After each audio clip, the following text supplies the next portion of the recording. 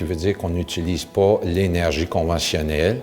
On utilise des panneaux solaires ici pour emmagasiner l'énergie vers des batteries et le surplus d'énergie est aussi utilisé sur la ferme voisine.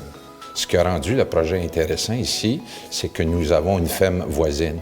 Donc, en accumulant de l'énergie solaire sur nos batteries, on avait la capacité de transférer cette énergie à la ferme voisine et rendre le projet plus économique.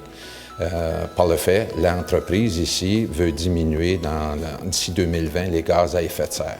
Sur la ferme ici, nous utilisons l'énergie solaire qui est faite à partir de panneaux solaires sur le toit. Et nous avons pour les besoins aussi une génératrice pour s'assurer du bien-être des poules.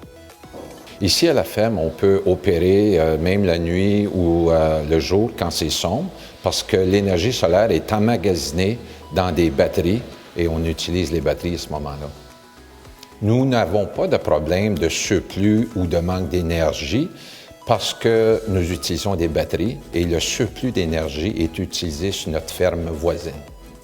C'est un projet de 3 ans qui a débuté en 2017, qui devrait terminer vers la mi-2019. 4 bâtiments en volière, une éleveuse, un bâtiment de ponte en liberté et 2 bâtiments de ponte libre parcours. Ce qui rend cette ferme différente des autres fermes conventionnelles, c'est que nous utilisons, en plus des panneaux solaires, nous utilisons des moteurs de haute efficacité pour faire la ventilation et des systèmes d'éclairage et de ventilation qui demandent beaucoup moins d'énergie que d'autres systèmes conventionnels. Nous utilisons l'énergie pour la ventilation, pour les moteurs qui servent à différentes fonctions comme le fumier, pour les soigneurs, pour les convoyeurs à œufs et pour la réfrigération des œufs, la chambre froide. Les poules ne sont pas affectées parce qu'ils vivent sur une ferme qui n'est pas branchée au système d'hydro. Les batteries sont toujours pleines de charge et au besoin, en cas d'urgence, nous avons même une génératrice. Il s'agit de notre première ferme à panneaux solaires à être sans les services d'hydro.